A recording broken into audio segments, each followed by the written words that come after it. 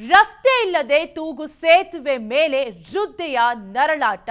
ವೃದ್ಧೆಯನ್ನ ಆಸ್ಪತ್ರೆಗೆ ಹೊತ್ತುಕೊಂಡು ಬಂದಿದ್ದಾರೆ ಕುಟುಂಬಸ್ಥರು. ತೂಗು ಸೇತುವೆ ಮೇಲೆ ವೃದ್ಧೆಯನ್ನ ಹೊತ್ತು ಬಂದ ಕುಟುಂಬಸ್ಥರು. ಅನಾರೋಗ್ಯದಿಂದ ಹಾಸಿಗೆ ಹಿಡಿದಿದ್ದ ಲಕ್ಷ್ಮಿ ಅನ್ನುವಂತಹ ಹಿರಿ ಜೀವ ಹಳ್ಳಿಯಿಂದ ಸುಮಾರು 3 ಕಿಲೋಮೀಟರ್ ಹೊತ್ತುಕೊಂಡು ಬಂದಿದ್ದಾರೆ ಸಂಬಂಧಿಕರು. ಚಿಕ್ಕಮಗಳೂರಿನ ಕಳಸದ ನೆಲ್ಲಿಬೀಡು ಗ್ರಾಮದಲ್ಲಿ ಈ ಘಟನೆ ಸಂಭವಿಸಿದ್ದು 4G ಇಂದ 5Gಗೆ ಬಂದ್ರು ಮಾತ್ರ ಚಿಕ್ಕಮಗಳೂರಿನ ಕಳಸದ ಒಂದಷ್ಟು ಹಳ್ಳಿಗಳಿಗೆ ಒಂದು ರಸ್ತೆ ಇಲ್ಲ. ಅಲ್ಲಿನ ಜನರು ಪರದಾಡುವಂತಹ ಪರಿಸ್ಥಿತಿ ಬಂದೊದಗಿದೆ. ಈ ಗ್ರಾಮಸ್ಥರ ಜೀವಕ್ಕೆ ಬೆಲೆ ಇಲ್ಲದಂತಾಗಿದೆ. ಹಾಗಾದ್ರೆ ಈ ಗ್ರಾಮಸ್ಥರ ಜೀವಕ್ಕೆ ಗ್ಯಾರಂಟಿ ಕೊಡೋರಾರು ಯಾರು? 7 ದಶಕಗಳು ಇಲ್ಲಿನವರ ಕೂಗು ಸರ್ಕಾರಕ್ಕೆ ಕೇಳ್ತಿಲ್ವಾ? ಹಾಗಾದ್ರೆ ಸುಮಾರು 3 ಕಿಲೋಮೀಟರ್ ಹೊತ್ತುಕೊಂಡು ಬಂದಿದ್ದಾರೆ ಆ ಹಿರಿ ಜೀವವನ್ನ. ನೀವು ಕೂಡ ದೃಶ್ಯಾವಳಿಗಳಲ್ಲಿ ಗಮನಿಸ್ತಾ ಇರ್ಬೋದು. ಹಾಸಿಗೆ ಹಿಡಿದಿರ್ತಾರೆ ಅಜ್ಜಿ. ಅನಾರೋಗ್ಯ ಸಮಸ್ಯೆಯಿಂದ ರಸ್ತೆ ಇಲ್ಲದೆ ತೂಗು ಸೇತುವೆಯ ಮೇಲೆ ವೃದ್ಧೆ ನೆರಳಾಡಿರುವಂತಹ ದೃಶ್ಯಾವಳಿಗಳನ್ನ ಕುಟುಂಬಸ್ಥರು, ಸಂಬಂಧಿಕರು ಅಜ್ಜಿಯನ್ನ ಕೈಯಲ್ಲಿಡಿದು ಹೊತ್ತುಕೊಂಡು ಹೋಗ್ತಾ ಇರುವಂತಹ ಆ ತೂಗು ಸೇತುವೆ ಮೇಲೆ ಹೊತ್ತುಕೊಂಡು ಹೋಗ್ತಿರುವಂತಹ ದೃಶ್ಯಾವಳಿಗಳನ್ನ ವಿಸ್ತಾರ ನ್ಯೂಸ್ನ ಸ್ಕ್ರೀನ್ ಮೇಲೆ ನೀವು ಕೂಡ ಗಮನಿಸ್ತಾ ಇರ್ಬೋದು. ತೂಗು ಸೇತುವೆ ಮೇಲೆ ವೃದ್ಧೆಯನ್ನ ಹೊತ್ತು ಸಾಗಾಟವನ್ನ ಮಾಡ್ತಾ ಇದ್ದಾರೆ ವೃದ್ಧೆಯ ಕುಟುಂಬಸ್ಥರು, ಸಂಬಂಧಿಕರು. ಅನಾರೋಗ್ಯದಿಂದ ವೃದ್ಧೆ ಆ ಹಾಸಿಗೆಯನ್ನ ಹಿಡಿದಿದ್ರು. ಹೀಗಾಗಿ ಯಾವುದೇ ದಾರಿ ಇಲ್ಲದೆ, ವಾಹನಗಳ ವ್ಯವಸ್ಥೆ ಇಲ್ಲದೆ ತೂಗು ಉಯ್ಯಾಲೆಯ ಮೇಲೆ ಸಂಬಂಧಿಕರು ಅಜ್ಜಿಯನ್ನ ಕರೆದುಕೊಂಡು ಹೋಗ್ತಾ ಇದ್ದಾರೆ.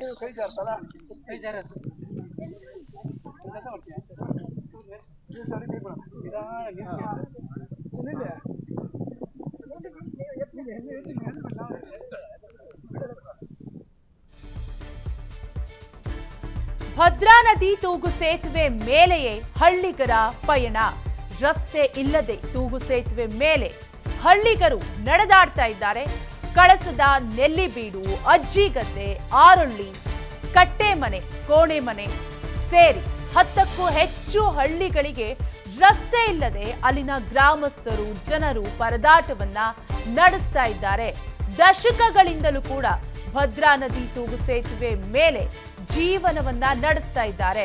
ಭದ್ರಾ ನದಿಗೆ ಸೇತುವೆ ನಿರ್ಮಿಸಿಕೊಡುವಂತೆ ಹಳ್ಳಿಗರು ಈಗಾಗಲೇ ಮನವಿಯನ್ನು ಕೂಡ ಮಾಡಿದ್ದಾರೆ. ಆದ್ರೂ ಕೂಡ ಯಾರು ಕ್ಯಾರೆ ಅಂತಿಲ್ಲ.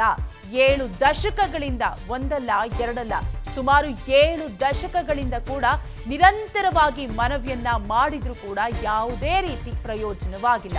ಚಿಕ್ಕಮಗಳೂರಿನ ಕಳಸದ ನೆಲ್ಲಿಬೀಡು ಗ್ರಾಮದಲ್ಲಿ ಈ ಘಟನೆ ನಡೆದಿದೆ. ಅಲ್ಲಿನ ಜನರು, ಚಿಕ್ಕಮಗಳೂರಿನ ಕಳಸದ ಸುತ್ತಮುತ್ತ 10ಕ್ಕೂ ಹೆಚ್ಚು ಗ್ರಾಮದ ಜನರು ಜೀವವನ್ನ ಕೈಯಲ್ಲಿಡಿದು ಜೀವನವನ್ನ ನಡೆಸಬೇಕಾದಂತಹ ದುಸ್ಥಿತಿ ಬಂದೊದಗಿದೆ. ನೀವು ಕೂಡ ಸ್ಕ್ರೀನ್ ಮೇಲೆ ಗಮನಿಸ್ತಾ ಇರ್ಬೋದು. ವೃದ್ಧೆ ಲಕ್ಷ್ಮಿ, 70 ವರ್ಷದ ಲಕ್ಷ್ಮಿ ಅನಾರೋಗ್ಯ ಸಮಸ್ಯೆಯಿಂದ ಹಾಸಿಗೆಯನ್ನ ಹಿಡಿದಿದ್ರು. ಅವರಿಗೆ ನಡೆಯೋದಕ್ಕೂ ಕೂಡ ಸಾಧ್ಯವಾಗ್ತಾ ಇರೋದಿಲ್ಲ. ಹಾಗಾಗಿ ಅವರ ಕುಟುಂಬಸ್ಥರು, ಸಂಬಂಧಿಕರು ಆ ವೃದ್ಧೆಯನ್ನ ತೂಗು ಸೇತುವೆ ಮೇಲೆಯೇ ಹೊತ್ತುಕೊಂಡು ಹೋಗ್ತಾ ಇರುವಂತಹ ದೃಶ್ಯಾವಳಿಗಳನ್ನ ನೀವು ಕೂಡ ಸ್ಕ್ರೀನ್ ಮೇಲೆ ಗಮನಿಸ್ತಾ ಇರ್ಬೋದು. ಚಿಕ್ಕಮಗಳೂರಿನ ಕಳಸದ ನೆಲ್ಲಿಬೀಡು ಗ್ರಾಮದಲ್ಲಿ ಈ ಘಟನೆ ನಡೆದಿದೆ. ಸುಮಾರು ಹಳ್ಳಿಯಿಂದ 3 ಕಿಲೋಮೀಟರ್ ಕರ್ಕೊಂಡು ಬಂದಿದ್ದಾರೆ ಅಜ್ಜಿಯನ್ನ ಸಂಬಂಧಿಕರು. ರಸ್ತೆ ಇಲ್ಲದೆ ತೂಗು ಸೇತುವೆ ಮೇಲೆಯೇ ವೃದ್ಧೆ ನೆರಳಾಡಿದ್ದಾರೆ. ಡೀಟೇಲ್ಸ್ ಕೊಡಲು ನಮ್ಮ ಪ್ರತಿನಿಧಿ ಪ್ರವೀಣ್ ದೂರವಾಣಿ ಸಂಪರ್ಕದಲ್ಲಿ ಕನೆಕ್ಟ್ ಆಗಿದ್ದಾರೆ. ಪ್ರವೀಣ್, ಚಿಕ್ಕಮಗಳೂರಿನ ಕಳಸದ 10ಕ್ಕೂ ಹೆಚ್ಚು ಹಳ್ಳಿಗಳಲ್ಲಿ ರಸ್ತೆ ಇಲ್ಲದೆ ಜನರು ಪರದಾಟವನ್ನ ನಡೆಸ್ತಾ ಇದ್ದಾರೆ. ಏನ್ ಕಾರಣ? ಸ್ಥಳಕ್ಕೆ ಅಧಿಕಾರಿಗಳು ಯಾರಾದ್ರೂ ಇಷ್ಟು ವರ್ಷಗಳಿಂದ ಬಂದಿದ್ದಾರಾ?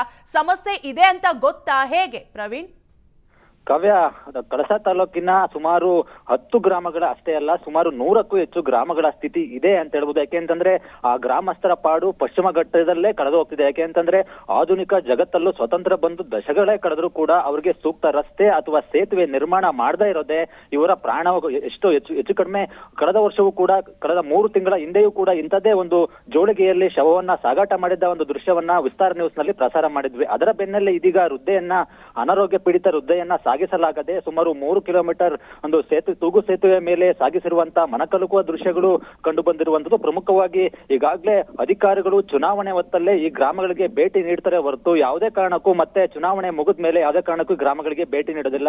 ತುರ್ತು ಸಂದರ್ಭದಲ್ಲಿ ಗರ್ಭಿಣಿ ಮಹಿಳೆಯರು ಅಥವಾ ಅಪಘಾತ ಆದರೆ ಪ್ರಾಣ ಹೋಗುತ್ತೆ ಹೊರತು ಯಾವುದೇ ಕಾರಣಕ್ಕೂ ಅವರಿಗೆ ಸೂಕ್ತ ಸಕಾಲದಲ್ಲಿ ಚಿಕಿತ್ಸೆ ಸಿಗದೆ ಸಾವನ್ನಪ್ಪುವ ಘಟನೆಗಳು ಪದೇ ಪದೇ ನಡೆದಿದೆ.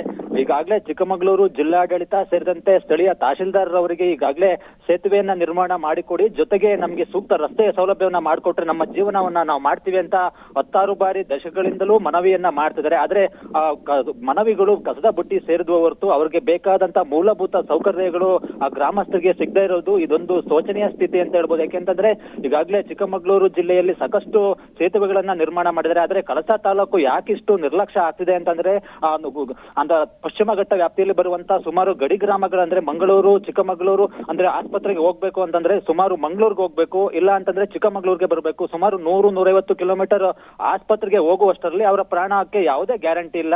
ಚಿಕ್ಕಮಗಳೂರಿನಲ್ಲಿ ಇದೊಂದು ಆ ಗ್ರಾಮಸ್ಥರ ಪಶ್ಚಿಮ ಘಟ್ಟ ವ್ಯಾಪ್ತಿಯಲ್ಲಿ ಬರುವಂತಹ ಗ್ರಾಮಸ್ಥರ ಪಾಡು ಒಂದು ರೀತಿ ರೊಟೀನ್ ಆಗಿದೆ. ಯಾಕೆಂತಂದ್ರೆ ಜೀವಕ್ಕೆ ಗ್ಯಾರಂಟಿ ಇಲ್ಲ ಅಂದಾಗ ಯಾವ ಬದುಕು ಪಾಡ್ಬೇಕು ಅನ್ನೋದು ಅವರು ಕೂಡ ಒಂದು ಪ್ರಶ್ನೆಯಲ್ಲಿ ಮೂಡಿರುವಂತದ್ದು. ಸದ್ಯಕ್ಕೆ ಯಾವ ಅಧಿಕಾರಿಗಳು ಇವರ ಗಮನಕ್ಕೆ ತಂದಿಲ್ಲ. ಜೊತೆಗೆ ಸ್ಥಳೀಯ ಶಾಸಕರು ಈ ಬಗ್ಗೆ ಗಮನ ಹರಿಸ್ತಾ ಇದ್ರೆ ಮತ್ತಷ್ಟು ಪ್ರಾಣಗಳು ಹೋಗೋದ್ರಲ್ಲಿ no doubt. Kavya, thank you Praveen Kumar ಡೀಟೇಲ್ಸ್ಗಾಗಿ. ಅನುಕ್ಷಣದ ಸುದ್ದಿಗಳಿಗಾಗಿ Vistara news YouTube channel subscribe ಮಾಡಿ. ಹೊಸ ಸುದ್ದಿಗಳ ನೋಟಿಫಿಕೇಶನ್ಗಾಗಿ ಬೆಲ್ ಐಕಾನ್ ಕ್ಲಿಕ್ ಮಾಡಿ. ಲೇಟೆಸ್ಟ್ ಅಪ್ಡೇಟ್ಸ್ಗಾಗಿ www.vistaranews.com ವೆಬ್ಸೈಟ್ಗೆ ವಿಸಿಟ್ ಮಾಡಿ. ಅಂಗೈಯಲ್ಲೇ ಜಗತ್ತಿನ ಸುದ್ದಿ ತಿಳಿಯಲು Vistara news Kannada app download ಮಾಡಿ.